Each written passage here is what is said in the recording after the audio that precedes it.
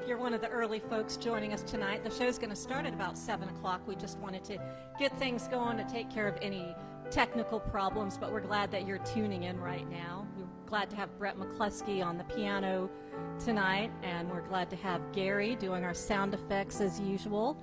And get ready, because we've got a great music guest. This'll Do is going to be joining us. We're so glad that you're watching the feed tonight, and if you have any questions, we've got a moderator, so just ask those questions, and the show's going to start in just a couple of minutes.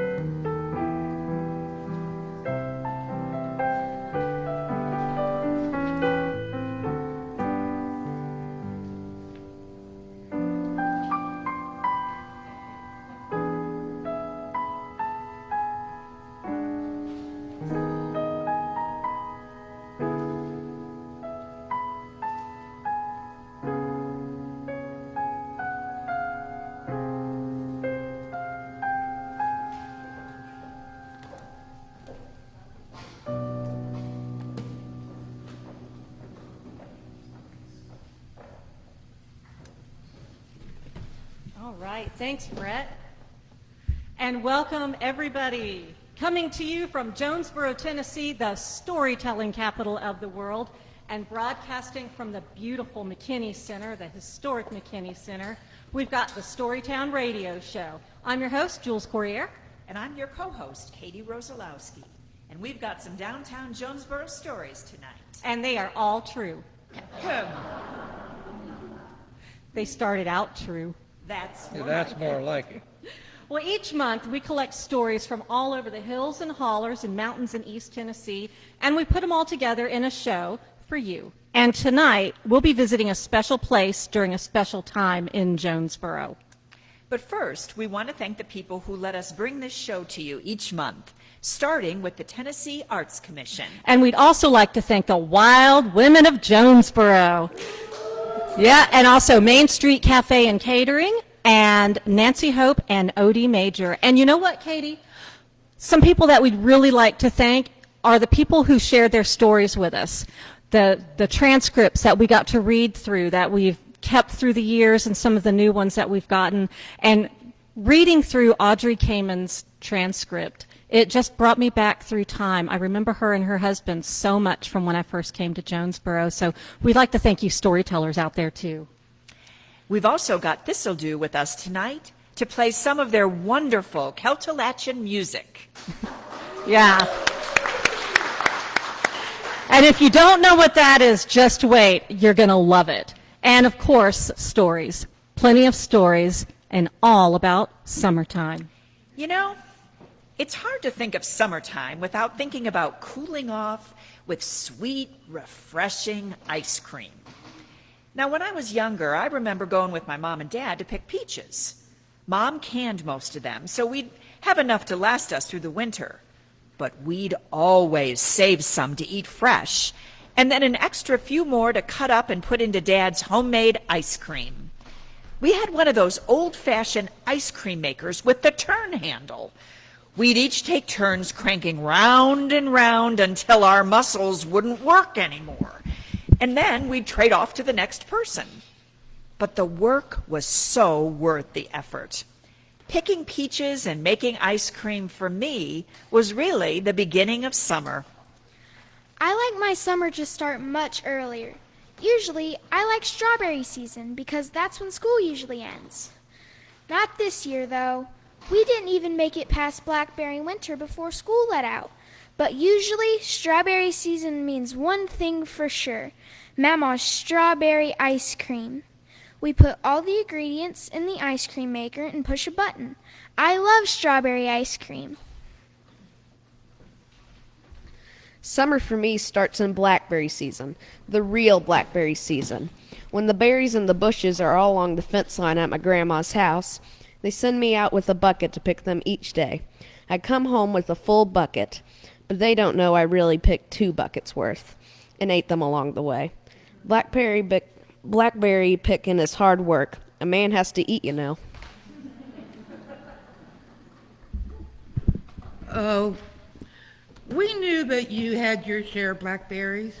You had the subtle tall tale signs of dark juice rolling down your neck and blue blackberry stains on your shirt sleeve where you had wiped your mouth and on your back of your trousers where you wiped your hands. But it kept you busy, and you always brought home enough for us to make blackberry buckle and, of course, blackberry ice cream with walnuts. I can close my eyes and taste it still, and it's summertime again in my mind. So we each have our own flavorite, but one thing is the same. Ice cream is our unifying memory of summer. So that's where we're setting tonight's story, in the old ice cream parlor in Jonesboro. It's the early 1970s, and Audrey Kamen, who moved to Jonesboro to teach back in 1966, has now decided to serve her community in another way. She's not quite sure how, but the idea comes to her on a February morning as she passes by an auction taking place downtown. She goes home and tells her husband about it. Now, where exactly are you talking about, Audrey?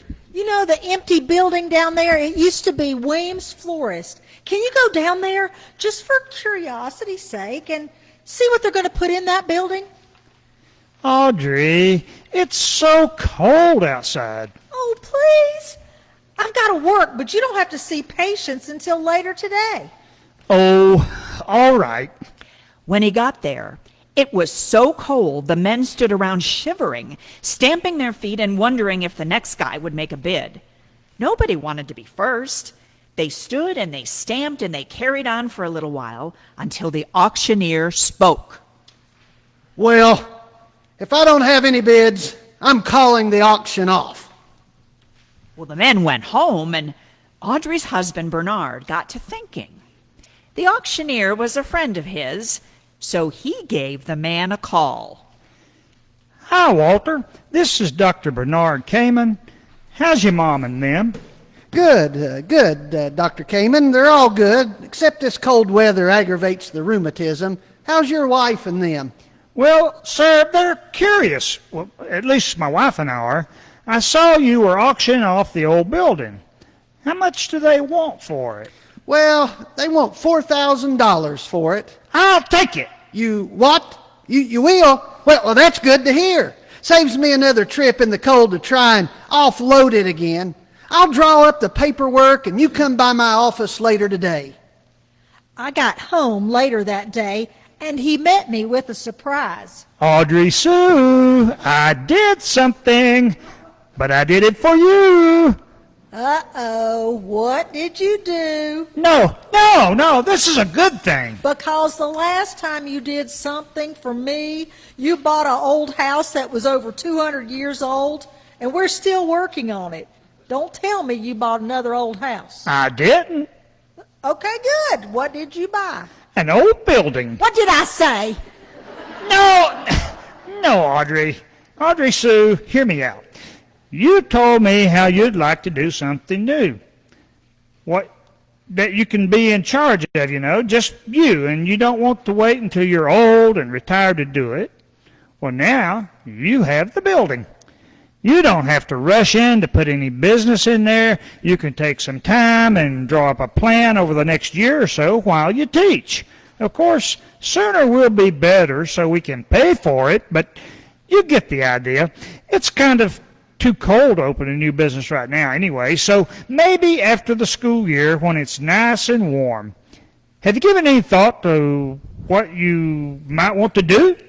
Well, I do want to make people happy, and I want something that everybody's going to want, and something that won't go out of style in a year or two.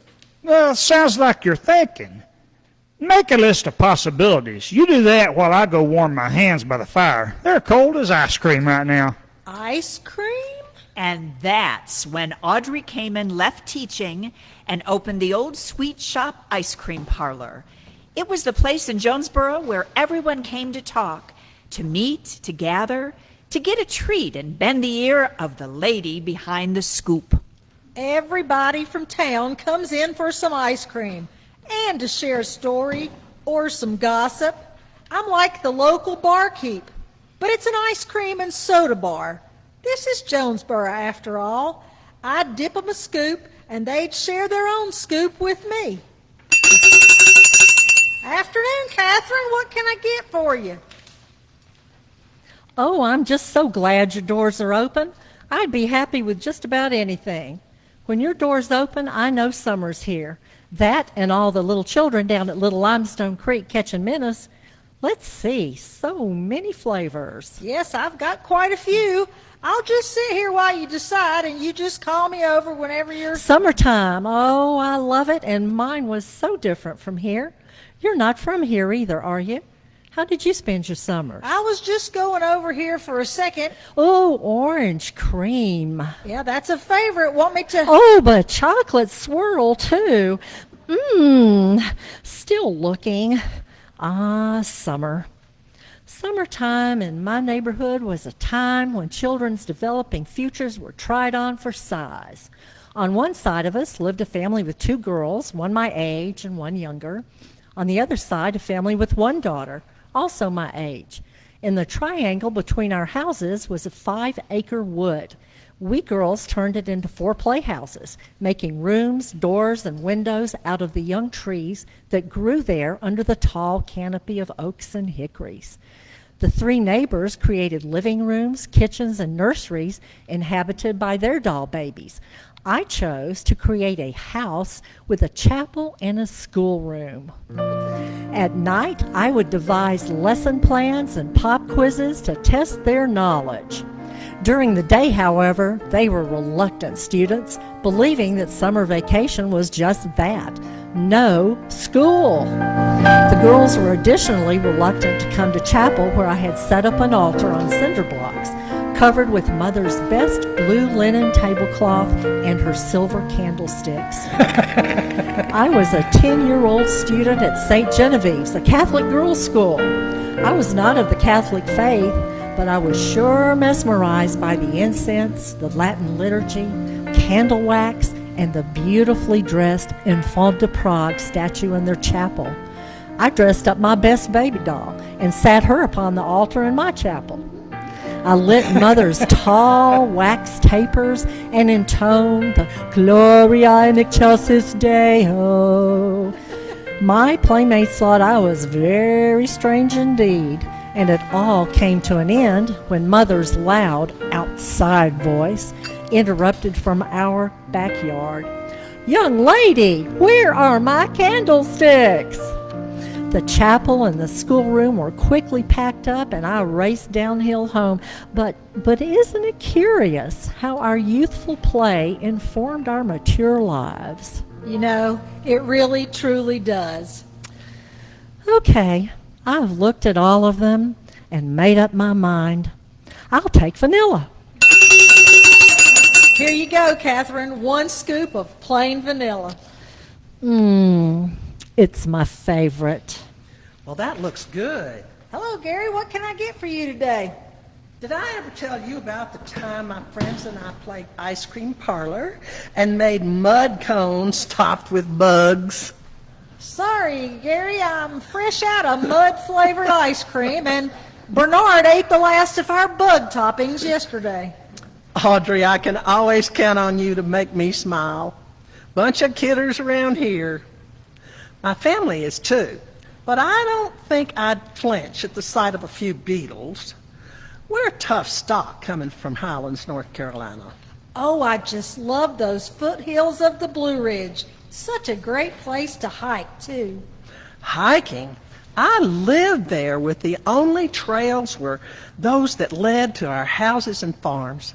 I often forged my own trails with my daddy. Sometimes I would hike with him around Whiteside Mountain and Wildcat Ridge, which was his favorite places outside of Highlands.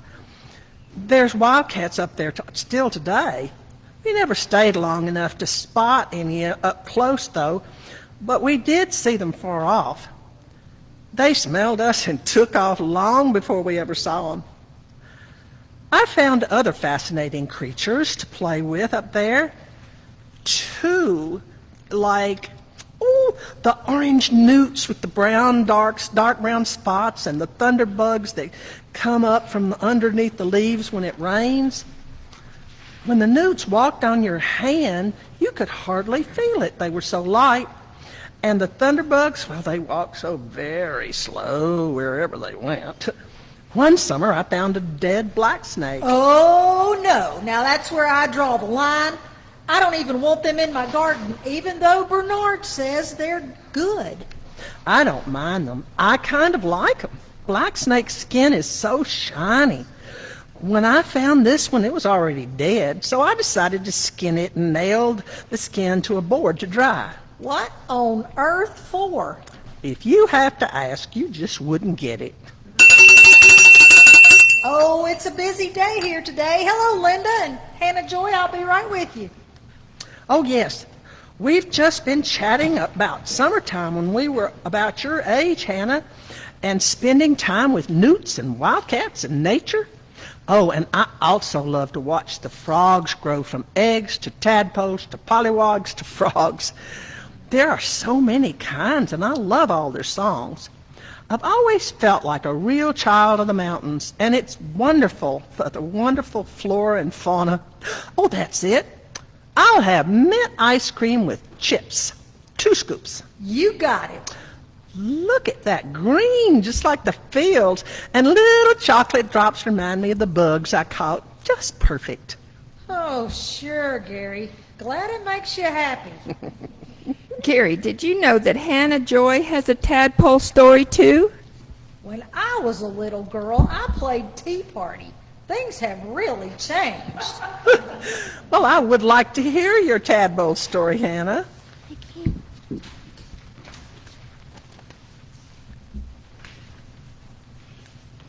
My mom told me that tadpoles were magical. We took them home and we fed them bloodworms. Ew. They turned into froglets and we had fun.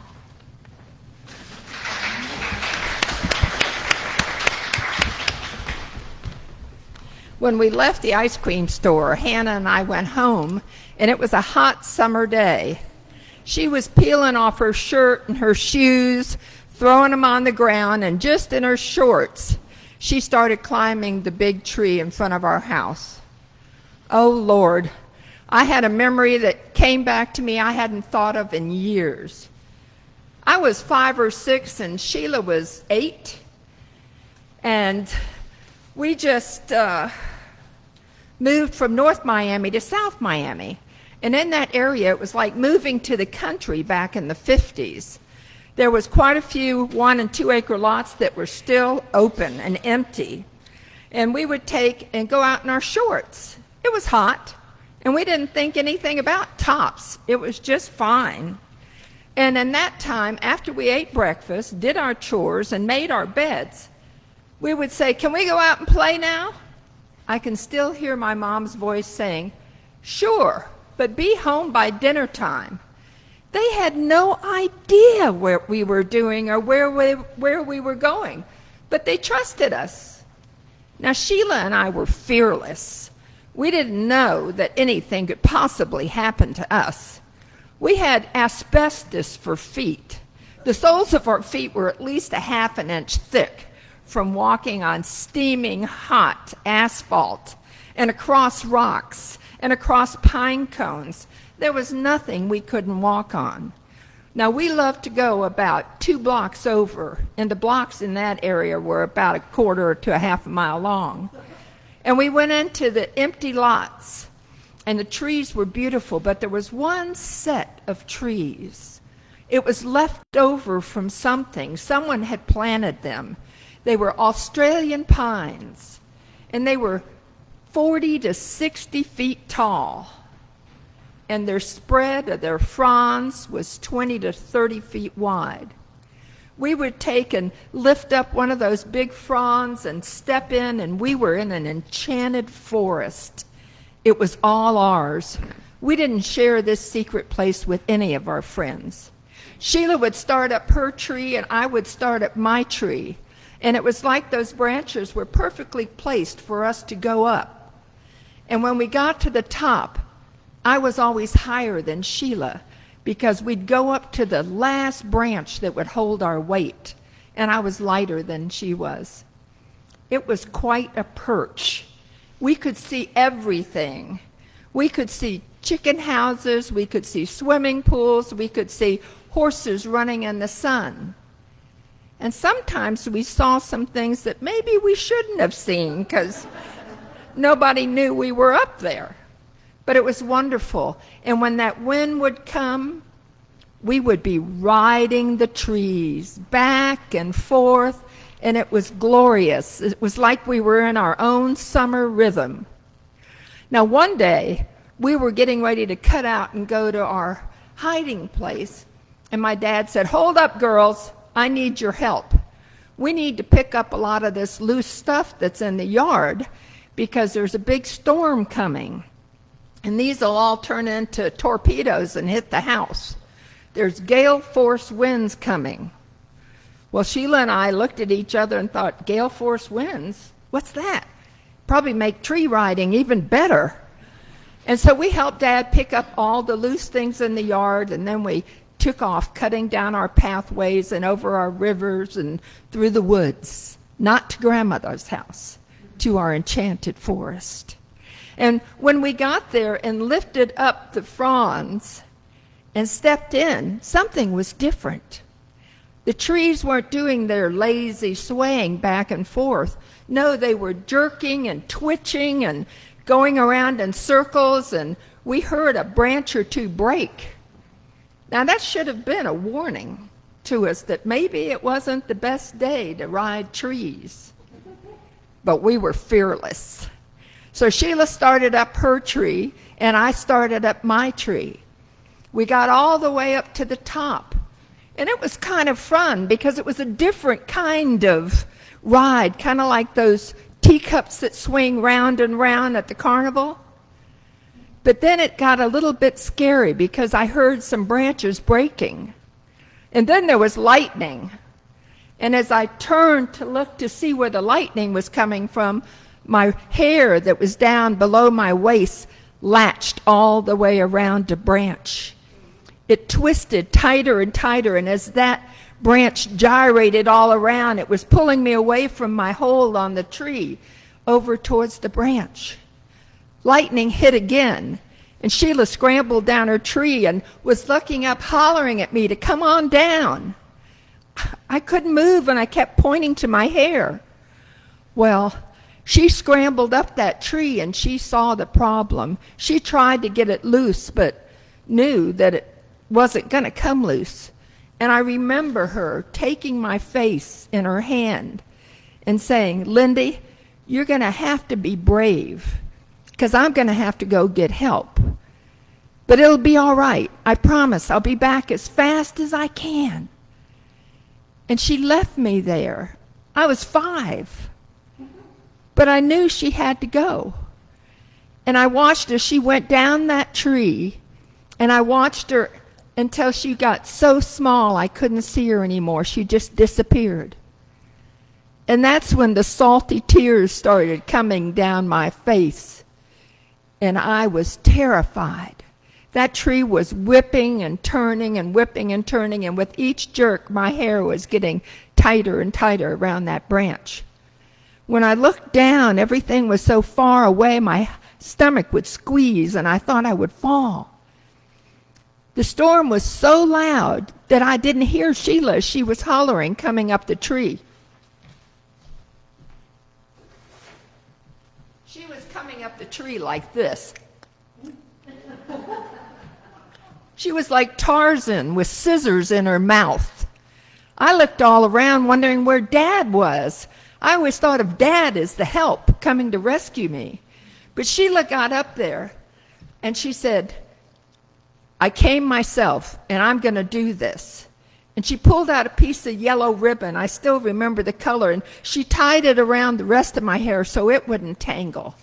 And then I remember the feeling of that cold metal against the side of my head as she snipped and snipped and snipped till I was finally free. And I looked and saw my long red hair flying like a flag in that limb. Well, lightning hit again, and Sheila said, we have to get down. I was suddenly so terrified, I was holding onto the tree so hard that the bark was cutting into my chest. Sheila said, Dad always said you'd never stand under a tree when it's lightning, and we're up in the tree, so that can't be good. We got to go. And so we went down. It was more like a free fall than climbing down. And when we hit the ground, Sheila took hold of my hand, and we ran so fast. My feet were barely touching the ground. We ran in, and Mom was in the kitchen, and Sheila said, we're home, Mom. And we ran into the bathroom, and we locked the door.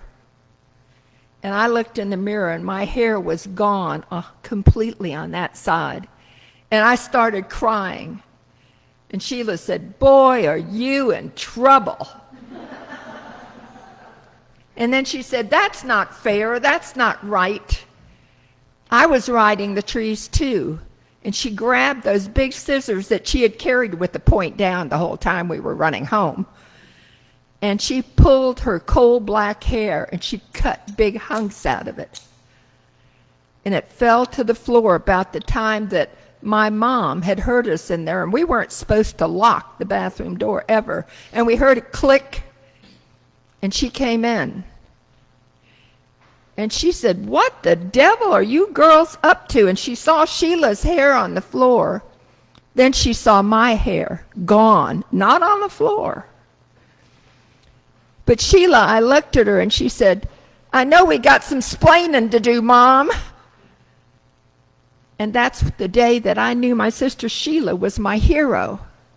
But my mom said, that's right, you've got some explaining to do. And she took us out and we sat on the sun porch and we told her the whole story.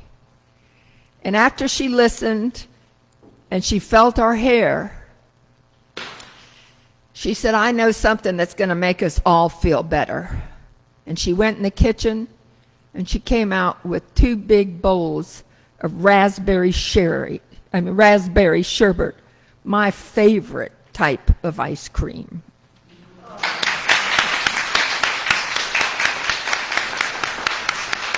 Thank you, Linda. That was quite a tale. And look, my shop is filled with listeners lining up for ice cream topped with a tasty story. Okay, who's first? While Audrey takes care of her customers, we'll take this time to say that you're listening to the Storytown Radio Show on WETS 89.5 FM out of Johnson City, and also on the Storytown Podcast channel. And you can find us anywhere you listen to podcasts. Brett, play us a little music.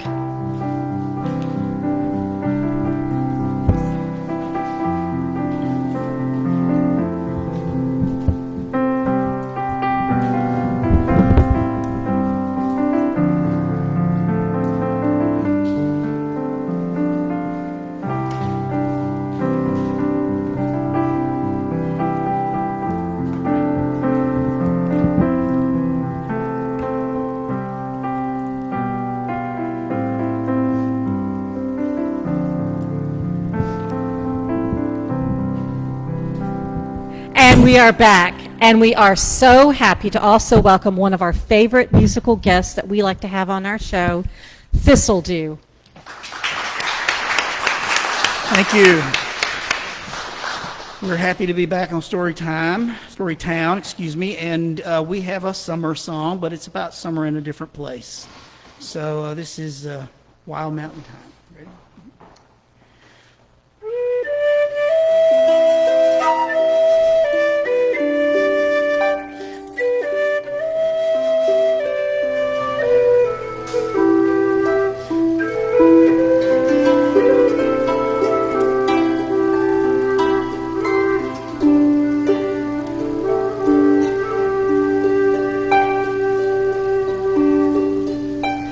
Oh, the summertime is coming, and the trees are sweetly blooming, and the warm mountain thyme grows around the blooming heather. Where you go, laddie, go, and we'll all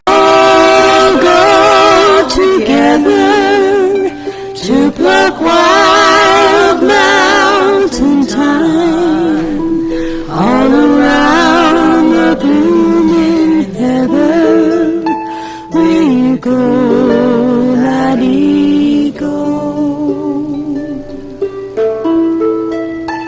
I will build my love a bower by yon crystal fountain, and in it I will place all the flowers of the mountain. Will you go, laddie, go? And we'll all go together to pluck wild mountain thyme all around the blooming heather. Will you go, laddie, go?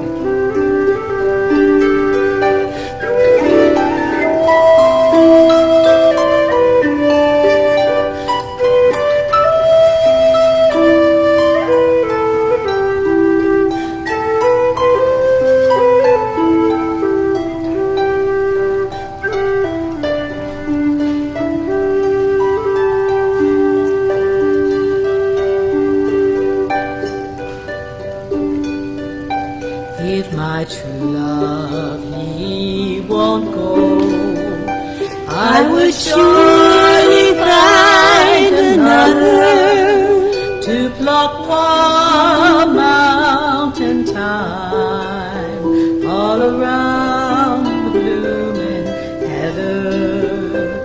Would you go, laddie, go? And we'll all go together to pluck wild mountain thyme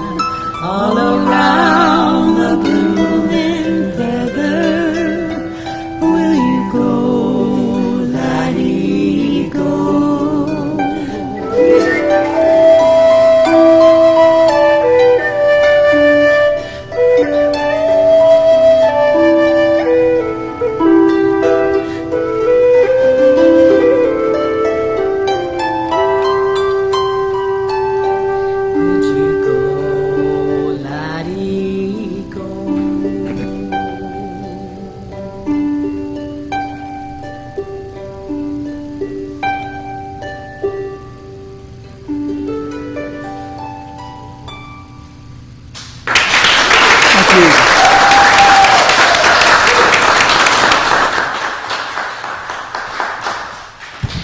Thanks very much. Here's another tune, sort of about summer, things that happen in summer at least. We're going to reconfigure for this one. What? Has a beach in it. Beach in it. There you go. All right. This is an old Carter family tune, and we're putting together two versions of it, an old version and a more updated. A new version. And in the middle, we're going to play a nice waltz in between.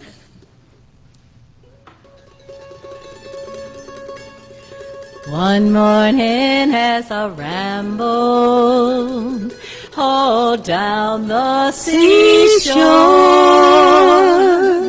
the wind it did whistle, and the waters did roar. I heard a fair damsel make a pitiful sound.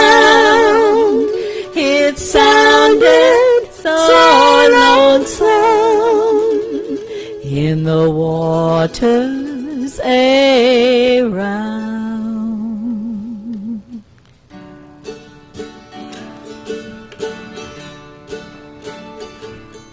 They say that love is a gentle thing, but it's only brought me pain. For the only man I ever loved is gone on the morning train. I never will marry, I'll be no man's wife. I expect to live single all the days of my life.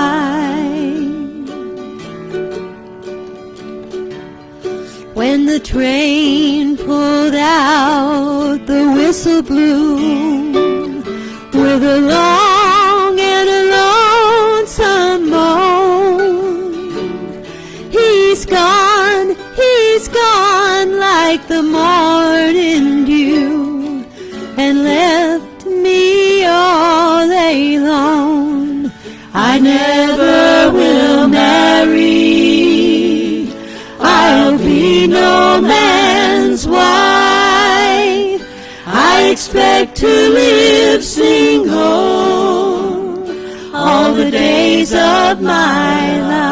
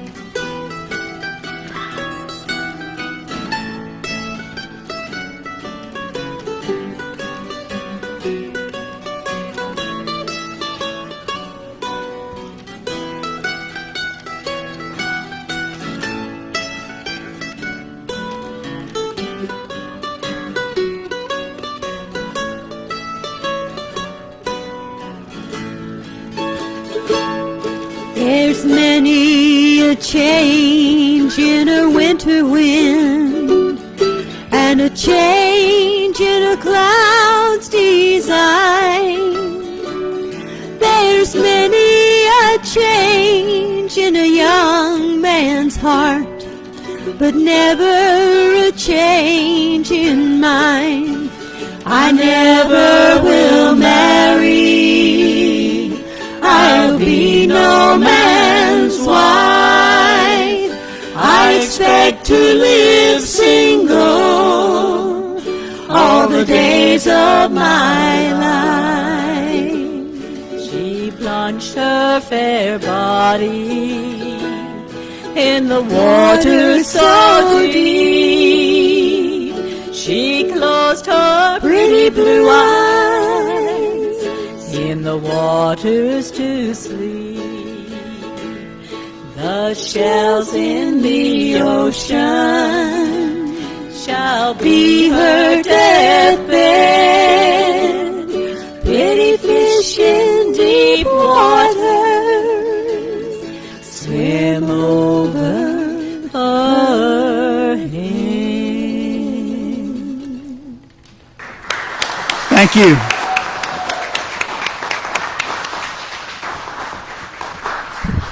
Well, this'll do. You can see why we like to ask them back every single year. They are amazing. And don't worry, they're going to be back a little bit later on in the show. But right now, it looks like Audrey is still busy scooping up some ice cream. You know, working in downtown Jonesboro, I get to know just about everyone. We have a lot of visitors in the spring and summer, but I've got my regulars too. When I first started, and it took a while to get started, sometimes the day's receipts would only total like $4. It took me some time to build up the business, but in the meantime, I was getting to know other business owners. I made friends, and as my relationships grew, so did my daily receipts. I could always count on seeing some people just about every day. Hello, Audrey, and how are you today? Hello, Paul. Well, a day older than when we talked yesterday. So, butter pecan double dip? Ooh, I'll take a look here and see if I want to maybe change things up a bit today. Paul Fink. He comes in just about every day, and he is a talker.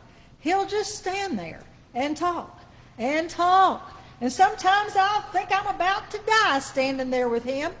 But he wants the companionship, you know. He's the town historian. He knows so much and so many people. He's got years' worth of stories to share. I think he's even written a book or more, and I'm sure he's tried out several chapters on me. Ah, ha, ha! You got the raspberry ribbon. That was my wife's favorite.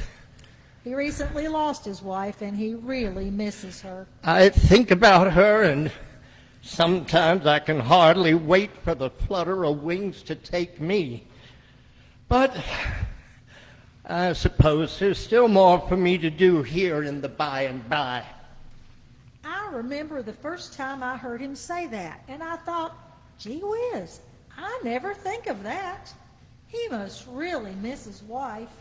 So he would stand and talk and talk and talk some more until my legs were very tired. I don't know if his legs got tired, but mine did, and I'd want to sit down, which I would sit down with him as soon as he would choose his flavor, and it would always be butter pecan, no matter how long he talked or how much he stared and commented on the other flavors. I guess, like anything else, you love what you love, and when you find what you really love, you stick with it. You know, Audrey, I think today I'm going to go ahead and stick with butter pecan. But I do appreciate all the new things you are bringing here. It's good for Jonesboro. You know, Jonesboro is still here because it has always looked to the future and didn't get stuck in what used to be. Now, let me tell you about the very first mercantile establishment here, started by David Dederick in the late 1700s. Although that exact date hasn't been completely determined, We know David moved into the building next to Lavender's Grocery in 17... Paul, I'd love to hear about it. Here's your ice cream. How about I join you at a table over there and we'll take a load off for a few minutes? Now tell me about this mercantile business. What did they sell way back then? Oh, everything from smoking pipes to pantaloons. Why, I found an old newspaper ad.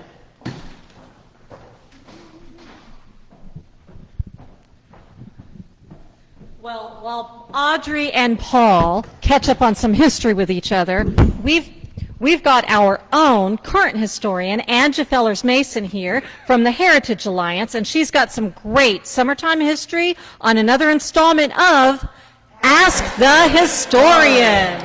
Thanks, Jules. Ah, sweet summertime. There's nothing like it, from the blue skies to the flowers to the sweltering heat. Those summer rain showers, vegetables fresh from the garden, and the sweltering heat. From barbecues to poolside days to leaky hoses and back porch sitting. And as always, that sweltering heat. Now, in this edition of Ask the Historian, I decided to share some moments from the summers of Jonesboro's past. We'll start with that summertime staple, ice cream. Now, the origins of ice cream can be traced back to at least the 4th century BCE. Early references include the Roman Emperor Nero, who ordered ice to be brought from the mountains and combined with fruit toppings. King Tang of Shang, China, had a method of creating ice and milk concoctions. Ice cream was likely brought from China back to Europe.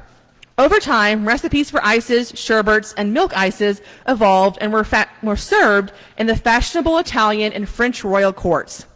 After the dessert was imported to the U.S., it was served by several famous Americans, including George Washington and Thomas Jefferson. One of my not my favorite, but one of the favorite ice cream flavors of the 1700s was oyster. Oyster? Woo! So my bug ice cream is not so crazy after all. But still, that was pretend and I was a child. People really did eat oyster ice cream?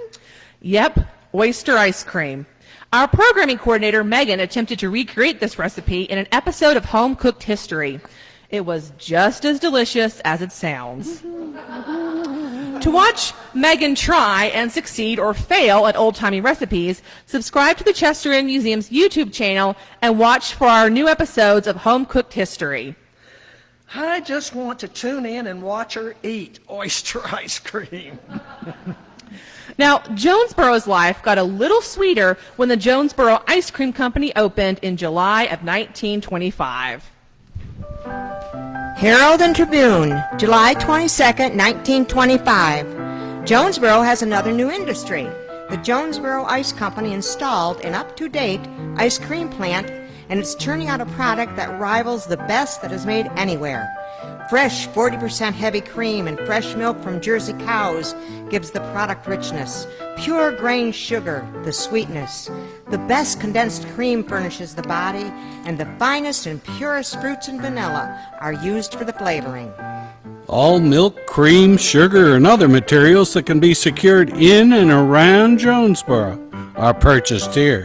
This leaves the money spent for raw materials at home and makes it a real home industry.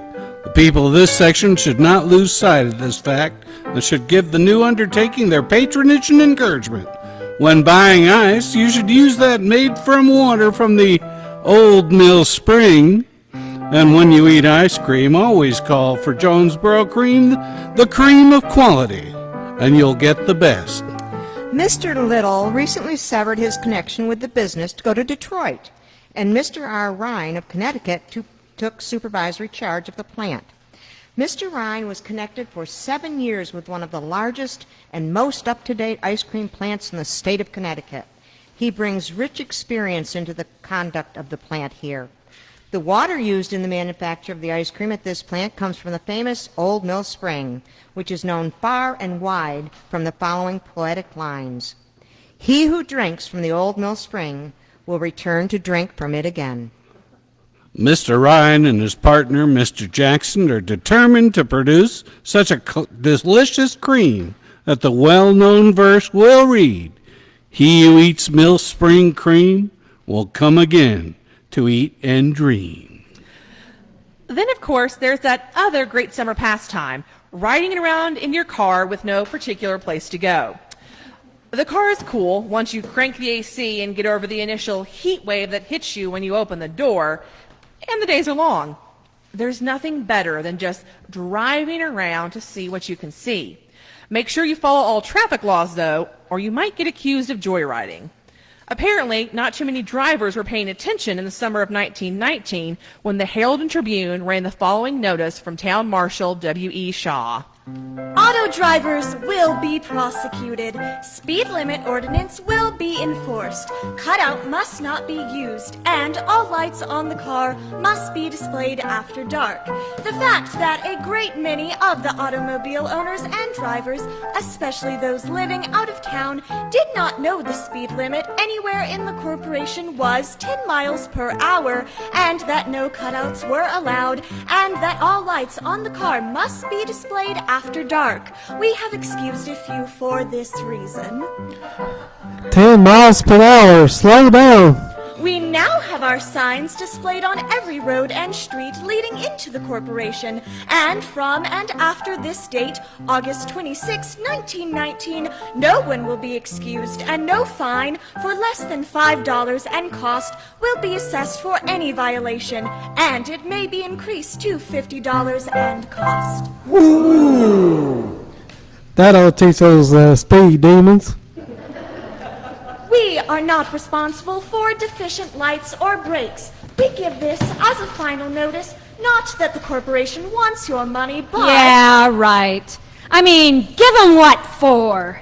As I was saying, not that the corporation wants your money, but that the ordinances must be obeyed by all. If you're worried about local traffic laws, you can always cool off during the summer at the movie theater. Well, that's a little difficult this summer, but it's never been easier to stream a movie from the comfort of your cool house on your cool couch. That wasn't always the case, though, so it was very exciting when the first movie theater opened in Jonesboro in 1920. Everyone was thrilled about the opening of the Blue Mouse. Well, almost everyone. Does Jonesboro need a movie? It is rumored that Jonesboro will soon have a movie. At least parties are figuring on the opening of one. To those who study the interests of the town seriously, the question arises, does the town need a movie? Will it benefit the town? If so, let her come. If the opening of a movie will create greater interest in our public schools, if it will boost our Sunday schools, and fill our church members with a spirit that lifts the world heavenward, if it even elevates the morals of our citizens, or holds up before the plastic minds of our children the highest ideals of citizenship, we say, let's have a movie at once. So that's a yes? But before we open such an institution here, let the promoters talk the matter over with the ministers of the town and the other men and women who study the vital interests of the community. Then, if it is thought best for the people of the town to open the institution, we want to suggest that Doctors Bachman, Rose, and Hamilton, pastors of the local churches, be appointed to serve as a board of censors for the pictures that are to be thrown on the screen. I'm going to count that as a yes.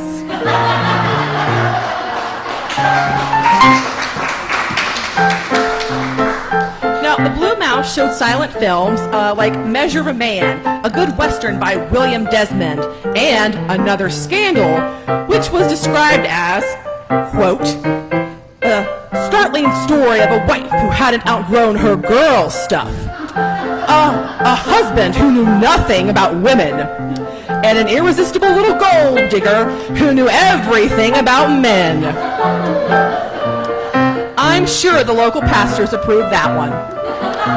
Now, the Blue Mouse went on to become the Jackson Theater, and today the town of Jonesboro is transforming the building and taking it back to its theatrical roots. Maybe next summer, or the summer after that, you can come and see a movie again in the Jackson Theater.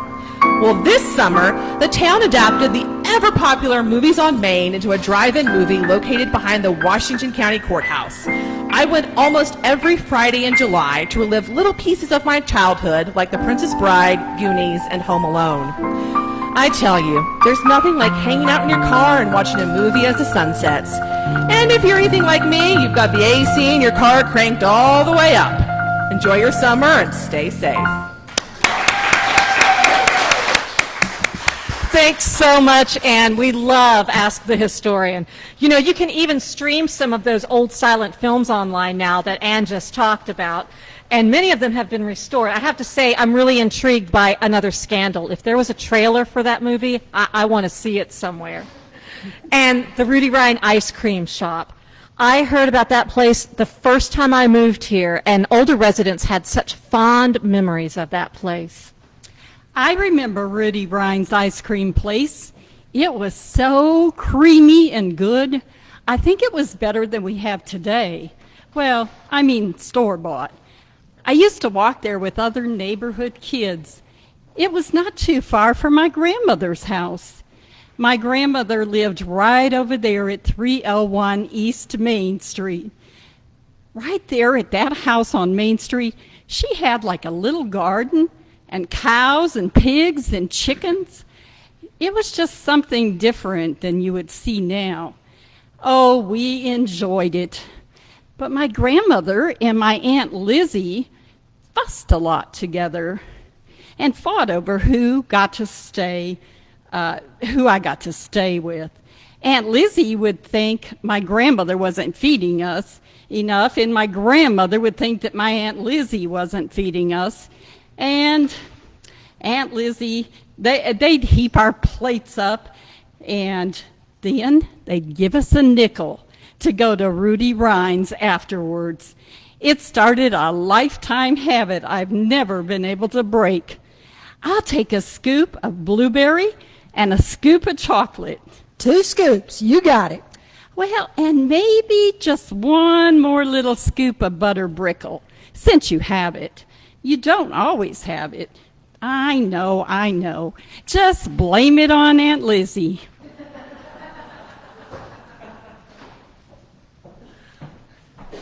Blame it on Aunt Lizzie. If you are just tuning in, you are listening to the Storytown radio show and podcast on WETS 89.5 FM out of Johnson City, Tennessee.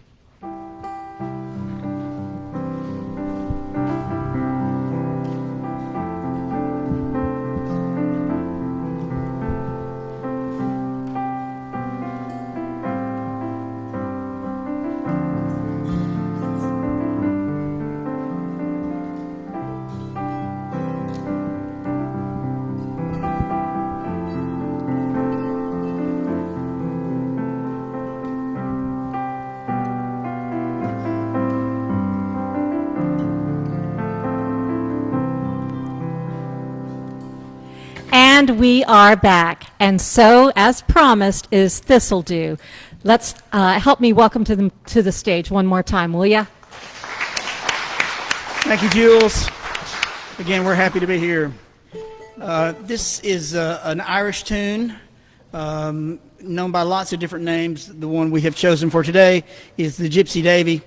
And we're going to follow that with a reel called Julia Delaney.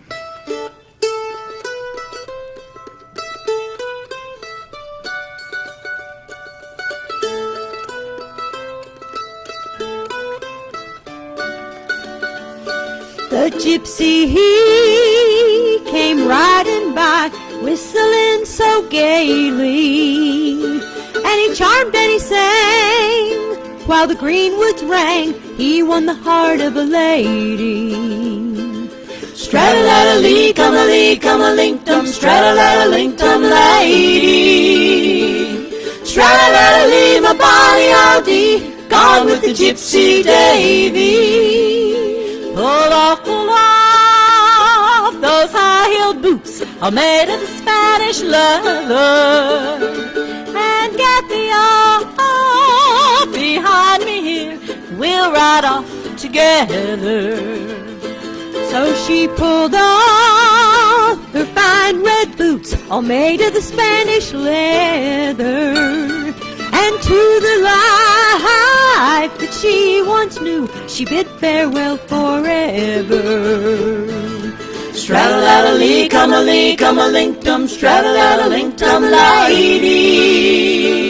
Straddle-addle-lee, my body all dee, gone with the gypsy Davy.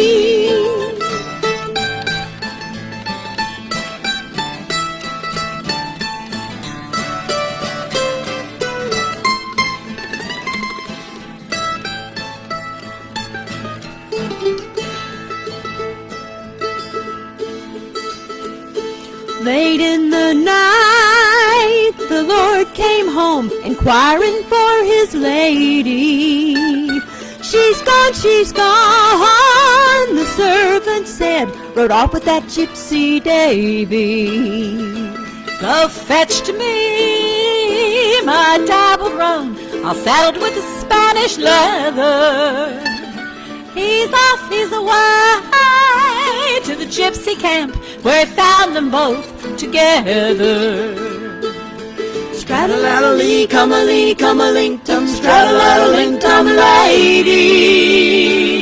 Straddle-addle-lee, my bonny all dee, gone with the gypsy Davy.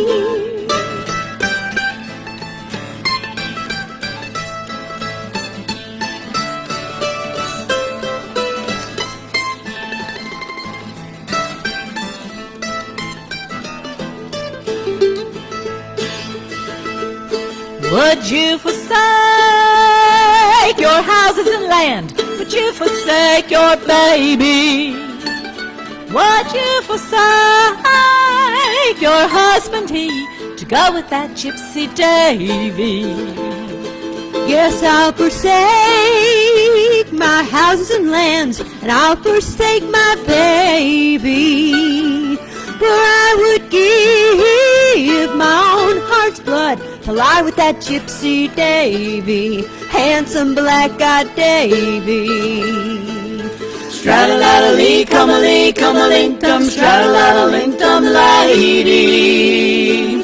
Straddle-addle-lee, my bonny all dee, gone with the gypsy Davy.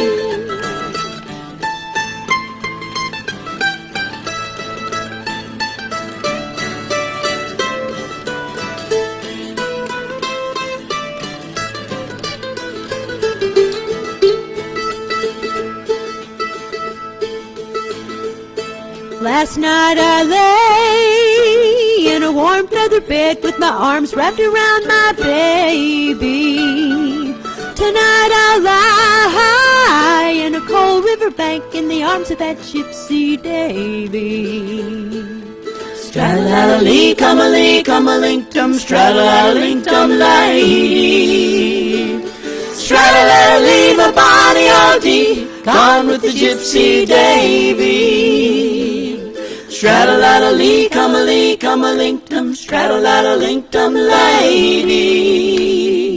Straddle-addle-lee, my bonny all dee, gone with the gypsy Davy.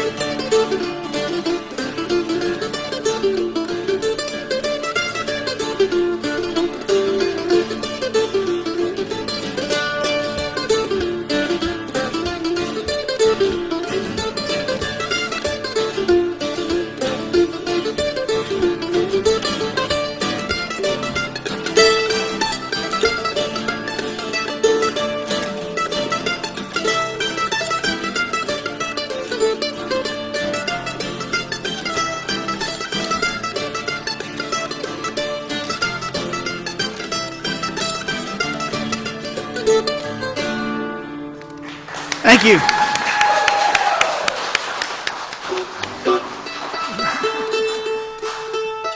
And because we like to travel in the summer, and we are talking about some ice cream here, aren't we? I believe there's ice cream in this song. There is Laura. ice cream in this song. And this is why they couldn't drive so fast in those old cars, too. This is called the Rocky Road Blues. Ready? Sure. 2, 3, 4.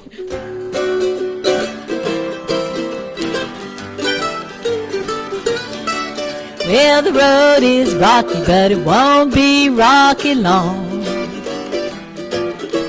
I say the road is rocky, but it won't be rocky long. Some other woman's done got my man and gone.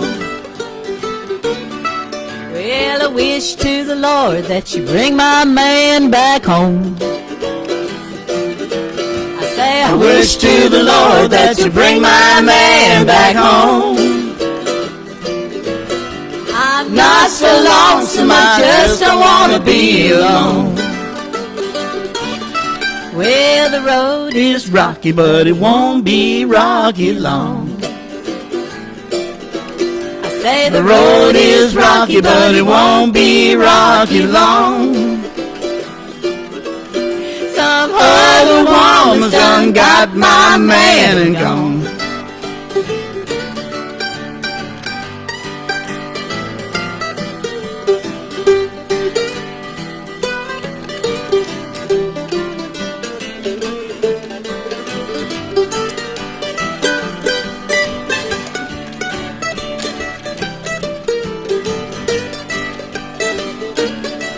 If you decide to motor west, take my way, that's the highway, that's the best. Get your kicks on Route 66. Well, it winds from Chicago to L.A. Get a rollin', gotta get strolling. Some 2,000 miles all the way. Get a moving, gotta get a grooving. Get your kicks on Route 66. Well, it winds through St. Louis, Joplin, Missouri, Oklahoma City, looking mighty pretty. You'll see Amarillo and Gallup, New Mexico, Flagstaff, Arizona. Don't forget Winona, Kingman, Barstow, San Bernardino. Won't you get hip to this kind of tip? And go take that California trip. Hula hoopin', rebel yell whoopin'. Get your kicks on Route 66.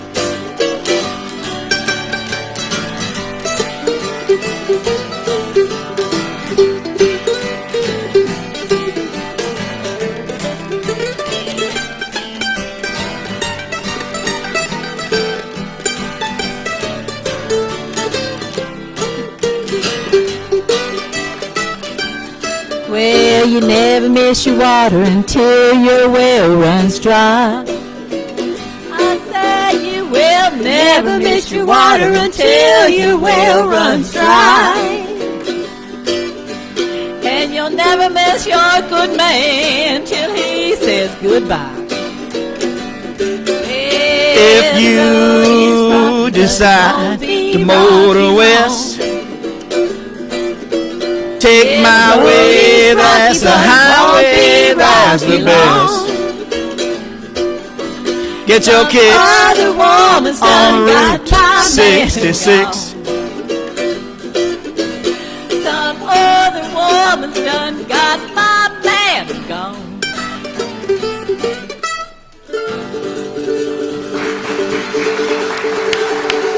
Thank you.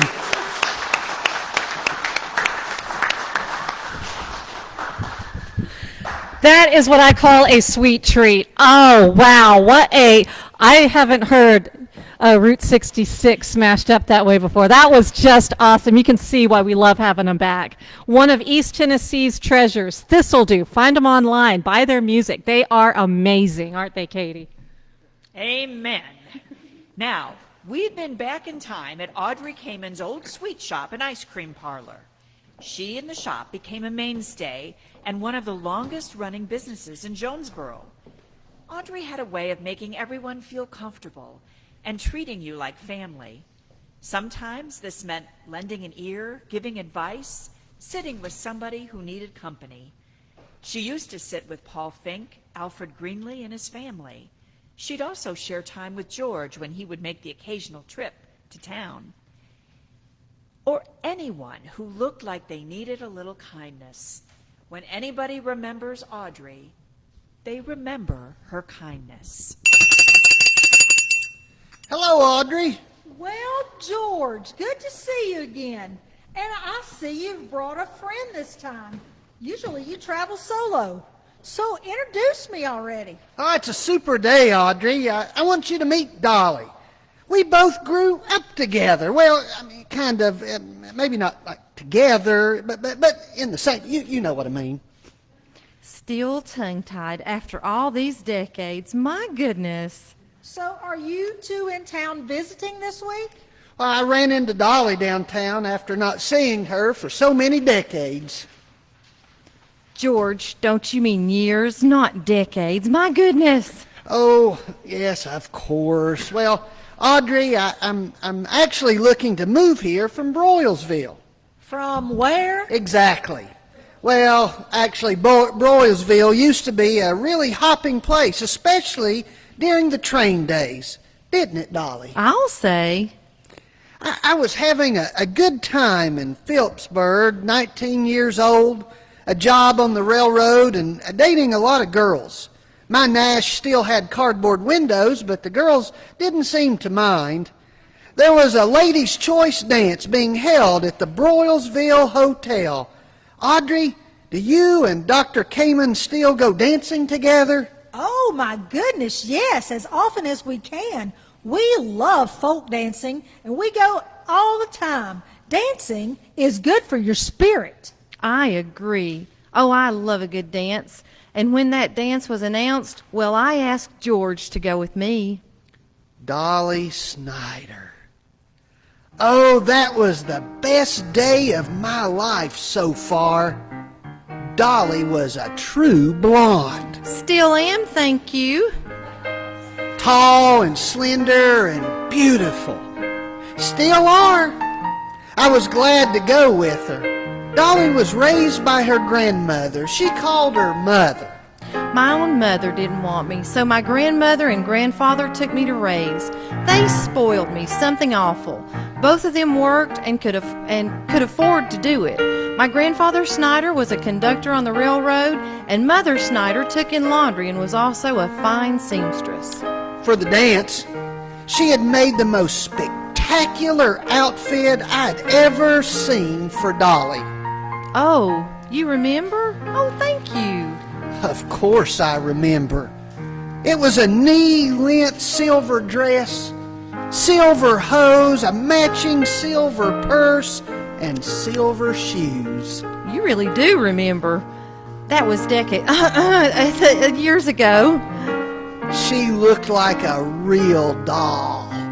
Mother Snyder then sent for your suit. She told me that she couldn't have you looking like something the cat dragged in, so she ironed his shirt and cleaned and pressed his suit. We looked good together, don't you think? I mean that night. I picked some flowers on my way to get her, along with a corsage I'd bought. And I picked a little spray of white flowers from out back and put them in his little buttonhole. Her grandmother worked hard getting us both ready to go. We did look good together. She made sure of that. But as we were leaving for the dance, the call boy came running to tell me that Mr. Fisher needed me to go out on a train wreck.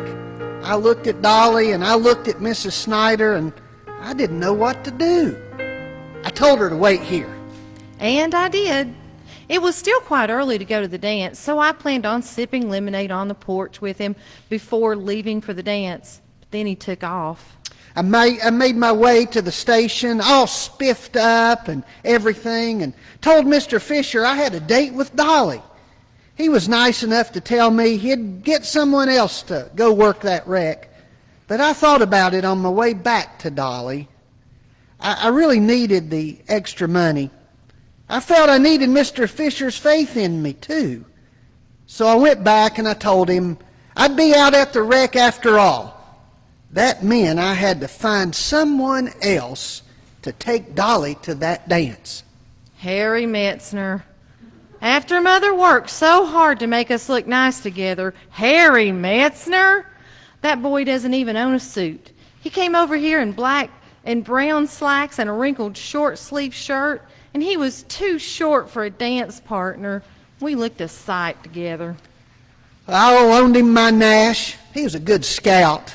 But you know, I have regretted to this day not going to that dance. Looking back, the money that I made that night didn't mean that much. And I don't think Dolly minded as long as she got to go dancing.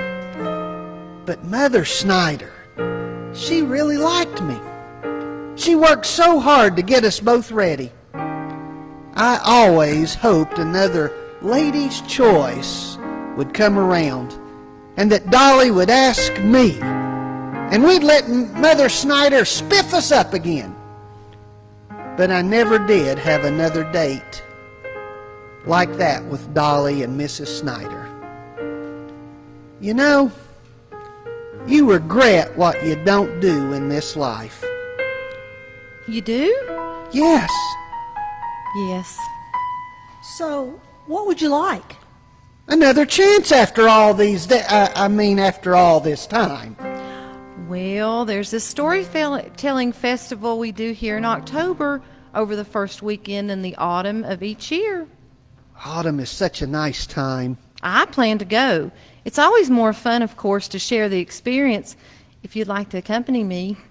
I was really asking what ice cream you'd like, not life choices, but hey, if I were you, George, I'd say yes and go. Yes, I'd love to go. Me too. And I'd love a rocky road. So now that you two kids have made your choice, can you also pick out your ice cream flavor and move things along? Oh, sorry. Sure thing. This one's on me. Ice cream all around. The Jonesboro Sweet Shop was a place with celebrations of all kinds, whether it was birthdays or anniversaries, sports championships, or just everyday celebrations of life, when two friends get to sit together and enjoy each other's company over a sweet, delicious treat. As the years went by, Audrey's regulars grew, as the other regulars grew older. Butter pecan, please. Oh, Bernard, that's just what Paul Fink used to order every day. I know, I remember. He lived a good, long life, but it was still hard when we lost him when he died. Oh, he didn't die. I never could picture that. No, I still imagine him being lifted by a dozen wings, whisking him away to be reunited with his wife. That's right. That's what he'd always say. He said he was waiting for that, wasn't it? I didn't understand it the first time he told me, but these days, I think I could imagine what he meant. Me too. Bernard, did I ever tell you how glad I am that you spent $4,000 on this old building? Once or twice. It was a good investment. Really? We didn't make much money from it. The money wasn't that important. It was getting to do something I love with people I care about. It's the sweetest way to spend a life. Why don't you lock up early tonight so we can go to the East Tennessee folk dance? We don't want to be late. Sure thing. Can you believe we've been dancing together all these years? Decades, darling. Decades? About 6. That many, huh? Well, I'm going to fly while you finish up here. but I'll be waiting for you. Oh, sweet pea, I know you will. Bernard and Audrey were married for nearly 63 years, with the last half century spent right here in Jonesboro. They did so much for the community. The ice cream parlor was one of the early businesses in the preservation movement to revitalize downtown, helping to ensure Jonesboro's financial well-being. Dr. Kamen took care of the people's physical well-being, and Audrey, she was so good for everyone's emotional well-being. They cared so much for this town. They donated their beloved building, the old sweet shop and ice cream parlor, to the Heritage Alliance to ensure the well-being of the town's historic district. They were truly a super sweet quadruple scoop Jonesboro sundae with all the toppings. Audrey and Bernard Kamen, I remember you. We sure do. Well, thank you for joining us tonight, and be sure to listen to Storytown on the last Wednesday of each month at 8 p.m., and you can also check us out on our podcast channel. That's Storytown, all one word, wherever you listen to podcasts. Now, we'd like to thank the Tennessee Arts Commission, Main Street Cafe and Catering, the Wild Women of Jonesboro, Nancy Hope and Odie Major, our storytellers, and of course you, our audience. We look forward to the time we get to be with you in person again. For now, we sure did enjoy sharing these stories with us. Thanks so much, and have a great night.